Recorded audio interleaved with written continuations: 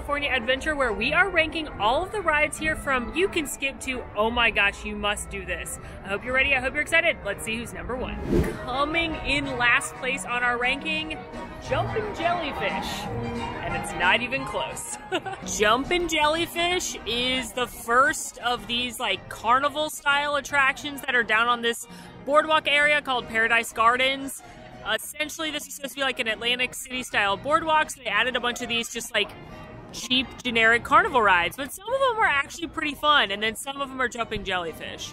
It's fine. It doesn't normally have a long wait. It shoots you up to the top very nice and slowly, and then kind of brings you down, up and down, up and down, and it gives you a great view of Paradise Pier, so I recommend riding it at night if you're going to do this one. That's something nice I can say. Jumpin' Jellyfish does have a 40-inch height requirement, but see, yeah, you can see them going up right there. If you are gonna ride this, try and get the one that aims that way for the best view. Still a carnival style attraction right next to Jumpin' Jellyfish is the next attraction on our list, but I'd say this one is significantly better. Not good, just significantly better than Jumpin' Jellyfish. This is the Golden Zephyr. It spins you around and it has a little more lean than you might expect.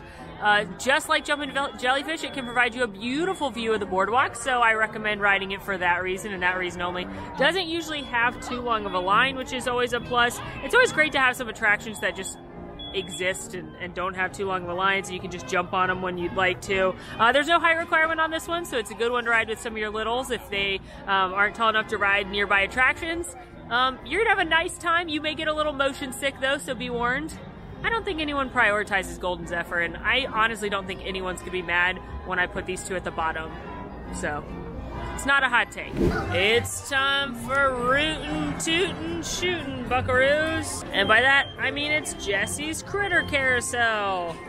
Crawling in to the number 3 from the bottom stop. And no, this isn't just because I don't like the character Jessie. Listen, I love a carousel as much as anyone, probably more than most people, but it's still just a carousel, so it's definitely not a top priority when coming to a theme park. I will give this one points where points are due. It's the cutest carousel maybe ever because all the critters are like from Woody's Roundup, the show.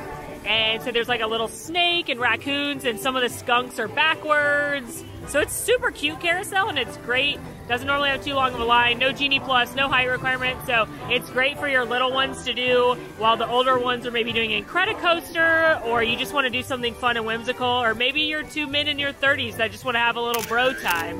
Whatever the reason is, you're not going to be mad you wrote Jesse's Critter Carousel, I don't think, but you also don't need to prioritize it. While being a newer attraction, the Inside Out Emotional Whirlwind does end up pretty low on our list. There's not anything that exciting about it. Is it really cute? Yes. Can you ride in the balloon of your favorite character, like mine's Disgust? Yes, you can.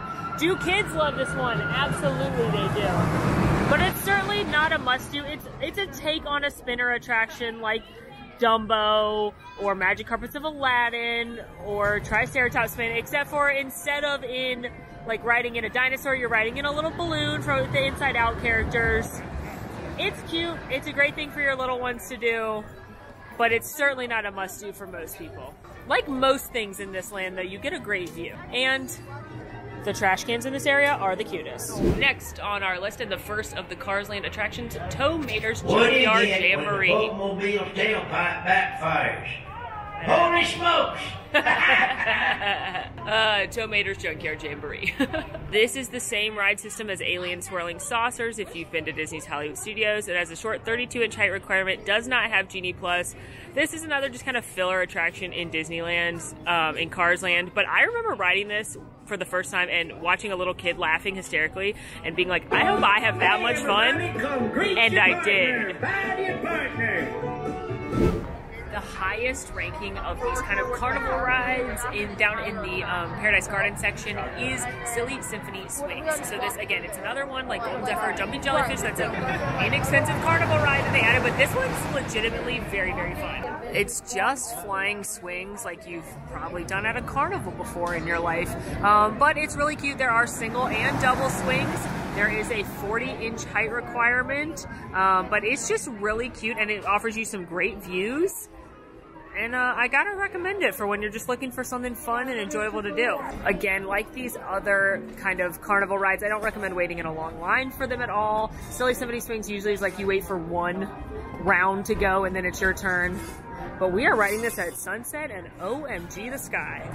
Next on our list, another one coming from Cars Land. This is Luigi's Rollickin' Roadsters. Now this isn't the original attraction that was in this spot. There was an air tire kind of bumper car thing before. That wasn't a huge hit, so they redid it into Luigi's Rollickin' Roadsters. This attraction is super duper cute, and in my opinion, the second best attraction in Cars Land. It has a short height requirement of 32, does not take Genie Plus, but it's this cute attraction where you will drive around with Luigi and all the cars dance. Sometimes in sync, sometimes they mix it up, but they always end together. And there are a variety of different routines, so you could ride it multiple times and sit in different cars, and you're gonna get a different experience. There is a cute holiday overlay where Luigi sings Christmas songs, but this is a really cute attraction, and I feel like an underrated one for sure.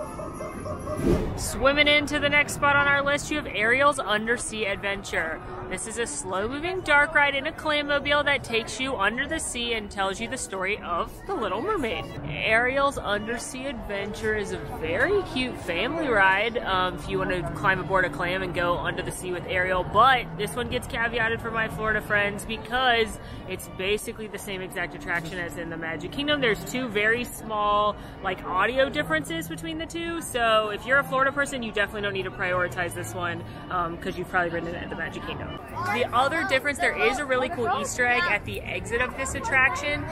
There is a box and it's got a silhouette of the Little Mermaid statue in Copenhagen and one of Hans Christian Andersen, who wrote the story. So that's a cool little detail you can look for here. But I just think it's great that Ursula could be terrifying children of all ages on both coasts. But this is a really cute attraction if you like a Disney dark ride, if you're looking for a fun family ride. It usually doesn't have too long of a wait, but like other ones on this list, if you're a Disney World person, put this lower. If you've never been before, maybe it's a little higher for you if you've got a mermaid fan on your list. Next on our list, I guess this one's technically part of these kind of county fair boardwalk attractions. It's Goofy's Sky School, which is a cat and mouse style roller coaster. Think Primeval Whirl without the spinning. It is a very silly little coaster. I rode it with Alan and Duckfist and we all laughed hysterically because it's just like fun and silly and more intense than it looks, but it's certainly not something you need to prioritize, but I would say it's probably the best of the rides down on this area if you include this in kind of the fair area. It does get a longer line, like right now it's got 35 minutes, which is pretty long considering the weights are pretty low everywhere else, but it does take Lightning Lane. It has a 42-inch height requirement, so not too high, a great attraction to bring your little ones on if you kind of want to test them out on riding a coaster, and as someone who had a soft spot in her heart for Primeval Whirl, this fills that spot just a little bit. Splashing in much higher than I ever thought a water ride would, Grizzly River Run. This is a circular raft ride similar to Cali River Rapids at Animal Kingdom, and it takes you through the beautiful Grizzly Falls and down a big drop. It does have Lightning Lane if you're buying Genie Plus and a 42-inch height requirement. Trust me, no one is more surprised than me that a water ride would rank this high at California Adventure.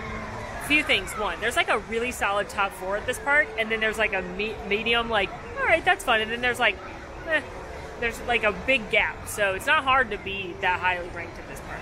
And 2, despite Cali River Rapids being my least favorite attraction at Walt Disney World, this ride fixes a lot of what's wrong with that attraction, in my opinion, besides the fact that you could get absolutely soaking wet.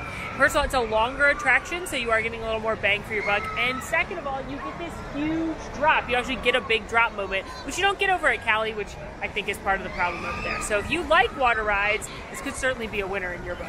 The other thing I like about this attraction is it's a huge attraction, and it provides a lot of beautiful scenery around this part of the park. Like there's a gorgeous nature walk around the whole thing where you kind of weave in between the trees and the water, and it really makes you feel like you are in the Rocky Mountains or in the Pacific Northwest. And so I just think the vibe of this attraction is excellent. The scenery, the plot is a little bit more immersive. So it gets big points there. Next on our list, another divisive attraction, the PIXAR Pal Around. Now this is just a Ferris wheel. It's simple, it's fun. They've painted PIXAR characters on the different gondolas, and there are 2 different styles of this attraction. There is non-swinging, just a nice journey around, and then there's nightmare buckets. which are the swinging ones. There is somehow no height requirement for this nightmare. But a pro tip about this attraction is it really will get a long wait because you have to wait for the certain kind of car to come around. So this is definitely one, if you want to hit it, keep an eye on it, hit it early. But most of the time I've been here, it's had a pretty long wait on the swinging side. It's got a 20-minute wait right now, which isn't too bad, but the non-swinging side only has a 5-minute wait. Hey, hey, hey, we've made it to the next attraction on our list, Toy Story Mania. Yes, my Hollywood Studios friends, the one insane. This is the exact same as Toy Story Mania in Walt Disney World. The main difference is just the theming. Of course, this is themed to being on the pier, and Mr. Potato Head normally sits out right here. He must be tired, but he's on the outside, so anybody can enjoy him, whereas Mr. Potato Head sits in the standby queue in Walt Disney World. But it's the same wonderful family 3D shooting game where you wear glasses and then try and shoot at different games with your favorite Toy Story friends. This one, like many others on the list, I've said it before, I'll say it again, if you are a Disney World person, certainly don't need to prioritize this. I would in fact prioritize some of the things lower on this list that are more unique to California versus riding this in Walt Disney World. However, if you're someone that doesn't come to the parks a lot, this is a great attraction that you're never going to be mad you rode. It is incredibly popular. It's probably got the longest wait in the park right now at 75 minutes. It does take Lightning Lane. Highly recommend using that if you are going to purchase Genie Plus. This is a great one to use it on. But Toy Story Mania, it's a fan favorite from coast to coast. Popping into the number 6 spot, we have Monsters, Inc. Mike and Sully to the rescue. Now, a little caveat on this one, if you are a Disney World avid goer, this one is going to be higher on the list because there's nothing like this in Walt Disney World. But Monsters, Inc. Mike and Sully to the Rescue is a very sweet family ride, classic Disney dark ride style where you are going through the story of Monsters, Inc. You may know that this is the overlay for the infamous Superstar Limo, on record as the worst attraction Disney's ever built. Lasted less than a year, and they overlaid it with Mike and Sully. So I like to call this my favorite seasonal overlay. It's just been going on for like a decade. There is a lightning lane at this attraction. It doesn't use too long of a wait, but if you're paying for Genie Plus, you might as well use it here. It has a no height requirement, so it's a great family Disney dark ride classic. Can't beat it, right? SOARIN into the top 5 is SOARIN Around the World. Yes, Epcot fans, that SOARIN Around the World. In fact, this is the OG SOARIN right here in Condor Flats of Disney California Adventure. Now, just like at Epcot, when this opened, it was SOARIN over California, and you saw all California locations and iconic places. Now it is SOARIN Around the World, which is, again, the same as it is in Walt Disney World. It's got a 40-inch height requirement, it does have a lightning lane, and it is that hang gliding attraction that takes you over places such as the Taj Mahal, the African Plains, the Great Wall of China, Eiffel Tower. It's the same exact attraction, so if you're an Epcot person, if you're a Disney World person coming to Disneyland for the first time, or you don't come to Disneyland as much, certainly don't put this in your top 5. You don't need to prioritize this over non-Disney World things. But if you are a new Disney person or you don't go to any Disney park that often, SOARIN really is one of the most phenomenal attractions Disney's ever built. It is a simulator, but it feels different than a normal simulator attraction. It's very pleasant and comfortable. It's probably going to be your mom's favorite attraction. It's just a pleasant, nice, swoopy, lovely ride. That's basically the way I can describe it. It is incredibly popular here in DCA, even though it is a Disney World ride as well. It consistently has one of the longest wait times in the park, currently sitting at about an hour on a very slow day. So if you are going to ride this one, recommend doing it early or late or checking out the lightning lane. But SOARIN, it's here. It's in California as well. And sometimes they do bring back SOARIN over California here. And if that's the case, I definitely recommend this one to my Disney World people because we don't get that one out there anymore. I sometimes have a hard time explaining why I like SOARIN, but I don't like simulators because technically it is one. I guess it's because it's not a thrill ride. It's just like a pleasant, it's like riding an IMAX movie. Does that make sense? Versus like a big thrill ride, I want actual sets and pieces. Am I making any sense? Hopefully someone understands what I mean. Here's the thing about our next attraction. It's in the number 4 spot, just barely missing the metal platform. But if you put it on the metal platform, frankly, if some of you put it in number 1, I wouldn't be mad at you. And that's Incredicoaster. Incredicoaster is the re-theme of California Screamin', and it is a roller coaster themed to The Incredibles, of course. It is a 48-inch height requirement. It does have Genie Plus, a great use of Genie Plus because it's very popular. Basically, you are going to help the Incredibles catch Jack Jack, and what they've done to retheme this that's really cute is that within all these red tunnels you'll see that were added, they have one of the Incredibles trying to catch Jack Jack. So it might be Mr. Incredible, Mrs. Incredible, Violet. It's really, really cute and fun. It's also a great coaster. There's an upside down on there. It's also a pretty long coaster, and it's just a lot of fun. I was delightfully surprised by how much I loved this overlay. I always liked California Screamin', and I think this overlay is absolutely perfect for PIXAR Pier. It certainly slaps even more at night if you are around here in the evening time. It's very popular and you can get a long line for good reason, but this is definitely a must-do on your California Adventure Day. Avengers, assemble. We've made it to the medal platform. We are here in front of the bronze medal winner here, and that is Spider-Man Web Slingers. Spider-Man Web Slingers is the newest attraction in DCA. It is the attraction that opened with Avengers Campus. No height requirement. Again, it is a fancy ride. It's a shooter-style game. Think like Buzz Lightyear Space Ranger Spin or Toy Story Mania. It's in 3D, except you use your arms as the guns. You are slinging webs to help Peter Parker, and it is super awesome. The Web Campus is here on Avengers Campus because Tony Stark built it to foster the bright minds of the Marvel Universe. Characters like Peter Parker, Squirrel Girl, Luna Girl, all kinds of fun characters that you'll see, especially if you're a comic book fan, you may be familiar with the lore. And it is the most fun and most technologically impressive of any of these shooter-style games. Again, you're going to use your own hands to control it, and it's so fun and also very, very tiring. Like, you're going to feel like you just had a workout. Here we have our silver medal winner, Guardians of the Galaxy Mission Breakout.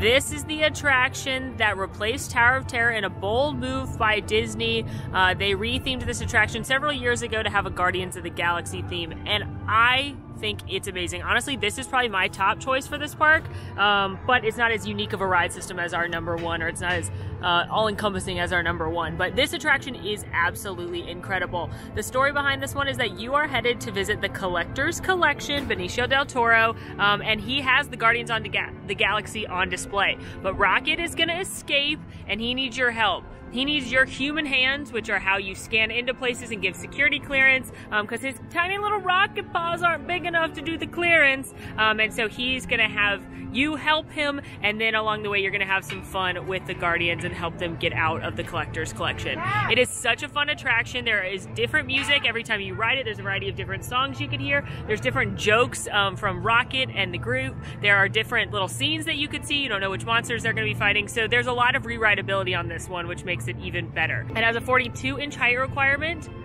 and it is on Lightning Lane if you have Genie Plus. This is an incredibly popular attraction, so definitely a good one to use that Lightning Lane on. But this is our silver medalist, and honestly, it is absolutely incredible. Definitely a must-do at this park. And that means our gold medal #1 winner, best ride in Disney California Adventure, Radiator Springs Racers. Radiator Springs Racers is the premier attraction in Cars Land, and it is similar to Test Track, except for it blows everything about Test Track out of the water. You are going to go race another car, but before you do, you're going to go on a little Cars-themed adventure where you're going to see characters such as Tow Mater. Eventually, you're going to see Lightning McQueen, and then at some point, you're going to get your car fixed up with either Ramon or Luigi, and then you are going to race the other vehicle. Like, you're literally going to race. You don't know if you're going to win or lose. Again, it's similar to Test Track as far as the car style goes, but it's part dark ride, part thrill ride. It is so, so cool. Outdoor big sets, huge animatronics. It is a really phenomenal attraction, and it combines a lot of what's good about Disney rides, which is why it's in our #1 spot. Radiator Springs Racers has a 40-inch height requirement. It is very, very popular, so this is one you're going to either want to hit really early at rope drop or evening time. It usually doesn't dip below an hour, otherwise it's late in the evening. Right now it's at 45. It does have a Lightning Lane. It is a fancy ride, so you'd have to pay additional out-of-pocket costs for this one, but this attraction is truly mind-blowing. It's everything that's good about a Disney ride. It's just awesome. There's no other way to explain it. Well, friends, that is a wrap on ranking the rides here at Disney California Adventure. Go fight for your favorite. If you don't think it was ranked high enough or you think something was ranked too high, let us know in the comments. Check out our other ranking videos as well, and go check out my perfect day at Disney California Adventure. Bye! Thanks for watching!